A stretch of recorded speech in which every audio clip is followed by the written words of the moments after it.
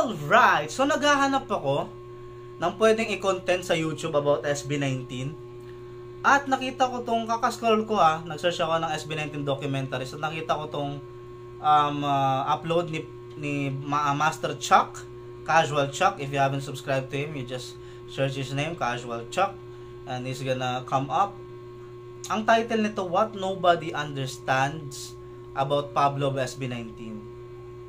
Okay, so medyo na-curious ako kung ano yung ibig sabihin nito na what nobody understands about Pablo. Parang di nila get si Pablo, ganun ba? Okay, so this was 2 years ago pero wala akong pakialam. I haven't watched this video yet kaya na-intriga ako, kaya tignan nga natin kung ano yung mga pinagsasabi ni Pinuno, ni ano dito ni Chuck, kung ano to. Okay, tara at deep dive natin yung hayop na yan. Ano ba? Bakit nasisira? Okay, tingnan natin na. Okay, kung if you haven't subscribed yet, Masters, please click the subscribe button. Maraming salamat po. Okay. Casual Chuck, do your shit. Nobody understands this about Pablo of SB19.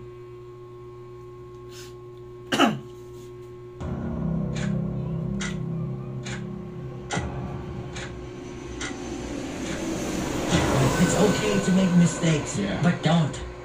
Damn! Strong words. Sino ang pinakamatagal mag-ayos? Ay! Hindi ako. I did unspeakable things talaga. Damn. Everybody would love a taste of Pablo's life, having his own family business and the utmost respect from his co-members and fans. Pablo's life seems perfect, yet the truth is completely different. Not too long ago, he has been put in the shadows even though his role with SB19 is supposed to be significant. There were moments that his work wasn't even acknowledged. He is also seen as a member who has the strongest personality, which most people don't understand. But I'm telling you, Pablo's story is a revelation because it proves otherwise, and you're about to hear it.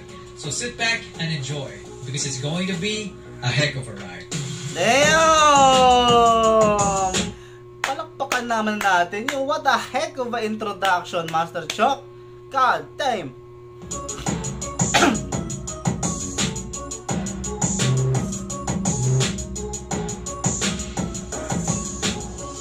Gianpaolo Nace was born and raised in Imus, Cavite. He's the second-born child along with 2 sisters and 2 brothers. Their mom took care of them while their dad provided for them financially from overseas. Pablo grew up as a shy kid who tends to space out, and because of that, he sometimes wandered off of their pack when they were outside.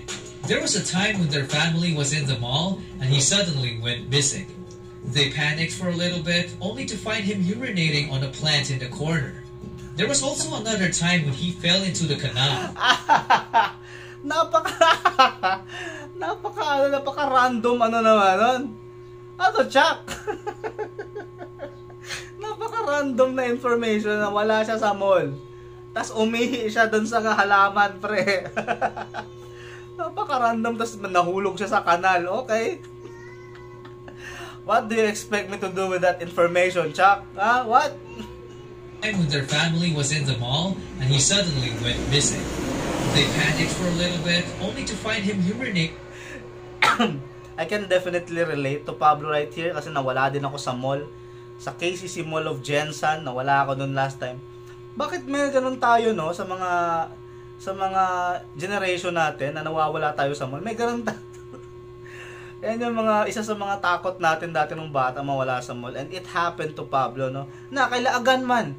Kung si mama pa yun, pagdating sa bahay, may belt ka. Ha? Sabing sumunod lang eh.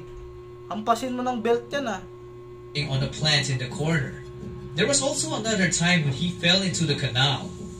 Pablo's childhood was never boring because he was surrounded by a loving family.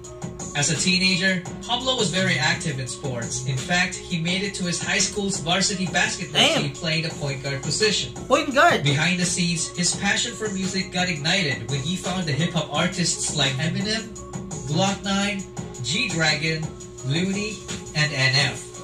This is when he started. God damn, si G-Dragon tsaka NF lang yung hindi ako makarelate doon. Pero lahat pala ng influence ni Pablo, alos pareho kami, no? God damn, okay. Glock 9, Eminem, and Looney. Pinapakinggan ko palagi yan hanggang ngayon. Damn. Writing songs in secret as an outlet for his emotions. He kept the dream of performing to himself because of his shy attitude. Most families in the Philippines believe that going overseas will set you up for life, and Pablo's family wasn't a stranger to that. He initially took up accountancy in college because the job was in demand abroad, but he immediately regretted it and felt that the course wasn't for him. He loved writing songs and wanted to get better at it, so he decided to shift his course to a Bachelor of Arts in English. Okay. This is when he started learning about poetry and different types of literature, which definitely played a big role in the future. Ito. In his senior year, his younger siblings started going to college as well, and their family's income was no longer enough to keep them all in school. So he started working as a call center agent at night while studying in the morning. He worked a full... God dang. Okay, working student pala si Pablo, no? Hi, man, I can't even imagine. No? Nag-aaral ako, hirap na yung buhay ko, tapos magtatrabaho ka sa gabi, punyetong yan. Saludo, men, sa mga working student. Superhero din kayo. Napakahirap niyan, malamang. Grabe, tapos nangyari pala kay Pablo to, no? Punyeta, okay. 9-hour shift and also full-time in school. Honestly, I couldn't imagine how he survived all that, but he did. Damn! He got his bachelor's degree in English, and according to some sources, if only he wasn't a shifter, he would have graduated cum laude. He's a smart dude for sure. Punyeta. Kaya pala. Ang talino pala talaga ng hayop. God damn, Pablo. Genius dude, pre. And also a responsible one. He was so responsible that after graduating, he immediately went to work as a data analyst for a real estate company to help provide for his family. It was a stressful job, but he was able to cope by watching his favorite K-dramas. From then on, everything was smooth sailing, until the big what-if started bothering him. Deep inside, he had this unfinished business of making music. So one day, he decided to follow his passion while keeping his full-time job. He started joining rap battles and competitions as a soloist. He initially wanted to use Seismite as his screen name, which has a double entendre for seismic. But he never managed to share it because he is a shy dude. Seismic, tsaka Seismite, or Seize the Mic. God damn! Okay. Narinig ko na to dati, pero ngayon ko lang siya na-internalize. Seismic. Parang yung ano ba yun? Yung lindol? Seismic. Tapos, you seize the mic. You seize the moment to hold that shit. And to go for that dream na mahawakan yung mic. Bro. Ang lalim ni Pablo, man. Damn. He always ended up telling his real name instead. To this day, that screen name remained to be in Pablo's username on his social media accounts. If you want to know more about the meaning of it, check out the video I made about it. Link in the description. You can also join the highest tier membership if you want to support me and also be credited as one of the executive producers. Going back, Pablo kept competing despite not winning until one fateful night when Miss Hongganda of Show BT found him in a contest. She offered to train him as a solo artist but ended up becoming the leader of the boy group that would end up writing Filipino music. So he was found. Ma'am Hongganda found him.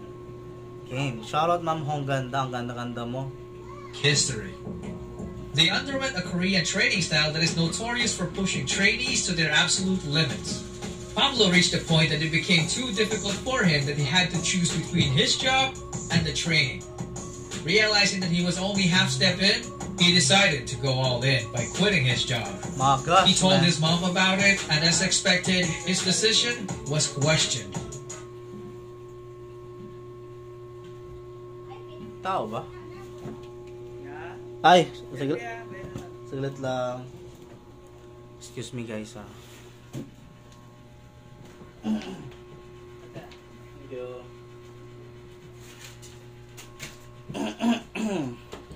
Ganda. Lapit talaga. dumating yung ano, yung cover ng charger. Alam mo yung cord ng charger, yung cover nun. Kasi mahal bumili ng charger, kaya dapat kuberan nyo yung mga charger nyo. Tapos ngayon pa dumating, nagre-record ako. Thank you ha. Ha? Mag alas 4 na ng hapon, ngayon lang pinadala yung parcel ko. Salamat. Thank you. Tapos nagre-record ako. Thank you po. Di ko na i-edit to. Tamad ako mag-edit, man. Okay, aswang si Pablo sa screen. Damn. Okay, so talagang nag-quit si Pablo sa trabaho to go all in. Kaya, man, isa yan sa pinakamahirap na gawin sa buhay. To commit sa something na hindi mo nakikita yung dulo ng tunnel. Kaya medyo, kaya nga po pag may umaaway sa SB19, nasasaktan ako kasi kung anong ginawa nila sa buhay nila, man, hindi yan spoon-fed eh. Hindi yan, ang dami nilang sinakripisyo at pinaghirapan.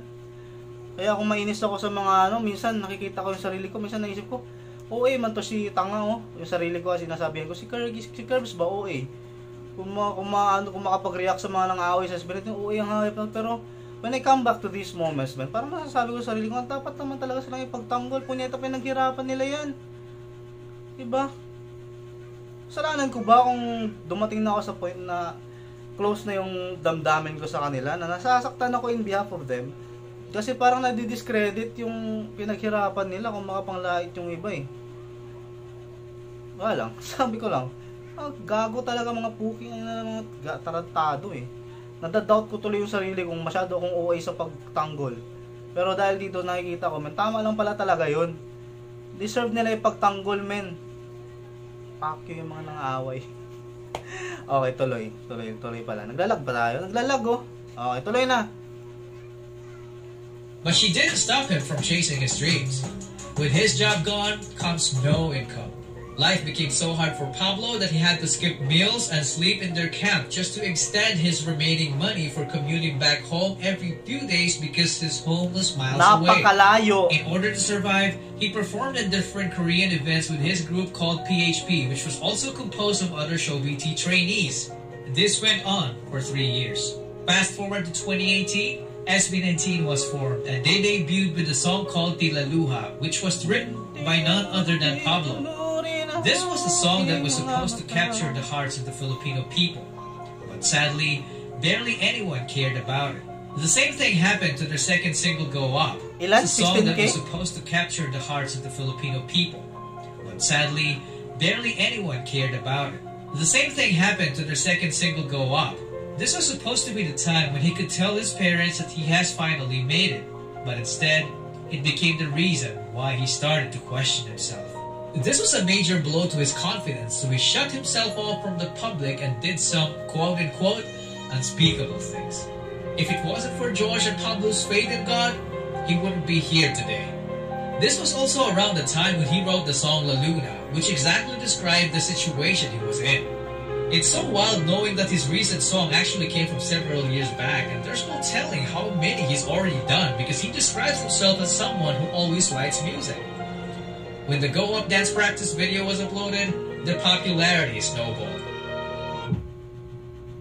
A follow-up song was released called Alab, which was also written by... God damn. Thank you so much kay Ma'am Lyra. Ma'am Lyra ba 'yon? Kinikilabutan ako, men. Pag nanonood ako ng mga ganito, I forgot the feeling, man. Kalimutan ko yung feeling manood ng documentary ni Chuck Punyeta. It always comes back to, to the hard things. Buti na lang talaga, men, nandito na sila ngayon. Ang saya na. Him, but the fans noticed that something was wrong. Pablo's name was nowhere to be found in the credits, and when the movie Game Boys was released, SB19's Hanggang sa Huli was the original soundtrack, and it happened again. Twitter fans went ballistic, and there was even a movement that encouraged everyone to mass email ShowBT just to give him... Puking ina. Okay, so this happened. Wala akong alam sa ganito. Okay, if ShowBT is doing that, so taragis pala sila. Ako wala akong idea sa ganyan. Ngayon ko lang nalaman. Then Tila Luha, original soundtrack nung parang movie na yon. Then hindi binigay yung credit kay Pablo. Pag ganyan yung nangyayari sa company, man, punyetang company yan. talagang totoo. Una-una, hindi ko nga mag-guess kung bakit wala silang allowance doon sa ginagawa nilang audition, walang kahit pagkain. Kahit ano na lang, kahit kanin na lang tsaka sardinas para mag-survive. Hindi ko alam bakit hindi kayang ibigay yun. Kahit huwag na sahod pagkain na lang no. Yan, pinalampas ko na lang yan kasi nandito na sila ngayon. Pero punyeta, nga no, parang may may, alam mo yun, nagpapatong-patong yung ebidensya. Kaya nan, hindi binigyan ng credit yung lyrics ni Pablo na sinulat. Kataragisan yun. Kahayupan yun. Anong nangyayari? Credit he deserved. Thankfully, it was heard. If it wasn't for 18, maybe Pablo wouldn't. Ina-expect ko na wala pa rin pake yung show BT, but they did listen. Wait, 18 na ba to? 18 to o Aurum? What na? So 18 na to. Sa lahat po ng OGs na gumawa nito, maraming salamat po. Wala pa kami nun. Hindi pa ako pinanganak. Dumaan si Koke. Hindi pa ako pinanganak nung time na to, pero sa lahat na nag-mass report, they had to do it kasi ni-email sila. Thank you po. Ang gagaling nyo, 18. Ang lupit talaga ng 18. Gotten the music royalties he has now. So what exactly is it that people don't understand about Pablo? Most people would say it's his sassy attitude, but I beg to disagree. We learned in his story that he's arguably the most introverted person in this group, and Stel perfectly described it in this clip. Nung una, ang weird niya po, nagsasalita mag-isa, parang bigla na lang siya nagagano. Isang tabi po, nakatayo siya sa gilid. May training kami siya biglang gagano. Tapos biglang gagano siya. Gagano po siya sa gilid. Sabi ko, anong ginagawa na? Nagre-ritual ba ito sa gilid? Some fans and even him also think that he's the worst dancer among them, but his co-members think otherwise. I'm really bad at memorizing stuff. Punyeta, napaka-fresh naman nila dito. Si Stel, ang fresh. Yeah, I'm really bad. So I take extra time. But you're a good dancer. Really? Yeah. He doesn't even tell us that he can Totoo. Palagi niya sinasabi. Hindi siya magaling sumayaw. Pero pag sa stage, akala mo talaga sa nasa World of Dance kung sumayaw Ang galing kaya. He's also a gamer. He even used his favorite video game character as an inspiration for one of his songs. Talk about a game changer. Most people think he's a poet, but he describes himself more as a bard who tells his stories through his music. Music that transcends generations and is backed up by recognition. The winner of this season of the Juki Music Awards is Pablo. Congratulations! The winner of the Composer of the Year award goes to John Paulo Nasser. Congratulations! At fast forward sa 2025 ngayon, Artist of the Year, Composer of the Year, ang daming awards ni Pablo. And he deserves it all, man. He definitely deserves it more now na napanood ko itong punyetang content ni Chuck. Shoutout palagi, Master Casual. Chuck, you deserve the silver button, man. Dati ko pa sinisigaw yan nung hindi mo pa naaabot yan. And I am happy na nandyan ka na. Pablo deserves this shit. He can sing, he can rap, he can shoot, he can pop, he can play, he can snap, he can flip, and he can't stop. Pablo's mind is a race, and he's always 5 steps ahead of us. He does what he does because he strives for perfection, which brings us to the most misunderstood thing about him, his reputation as a genius. Sometimes it makes me wonder, why does Pablo keep on asking this question? Why us? Why are we here right now? The answer for me is the lesson I learned from his story. I learned that the person performs better when there's no safety net. He had no plan B. Pablo gave up everything and decided to go all in by focusing on getting better at his craft. He believed that failing to prepare is preparing to fail. So he made the world his library to become the best version of himself and became the guy who worked while others slept. Failing to prepare is preparing to fail. God damn, that was nice. Who learned while others partied, the guy who led while others followed, the guy who lived like others only dreamed of. Damn. a leader has the capacity to translate vision into reality. And that's the answer to Pablo's why. God damn, that was nice, Master Casual Chuck. Now we got the answers, man. Let's go. Okay, so that was definitely an experience para ako nanood ng movie. Naglalag na yung cellphone ko. Bulok na. Ha? Punyita. Ano ba? Ba't mo sinisira yung content? But that was a nice experience, Master Chuck. That was like a movie. Napakagandang story. And napakagaling. Napakalupit. So, thank you sa ginawa mo na to. Alright, so may tumatawag. Ikaw sino. Pero dito na muna tayo. Maraming salamat sa panonood. This has been Courage PH Masters. Have a nice day. Have a nice laugh. Maraming salamat. Ingat. God bless.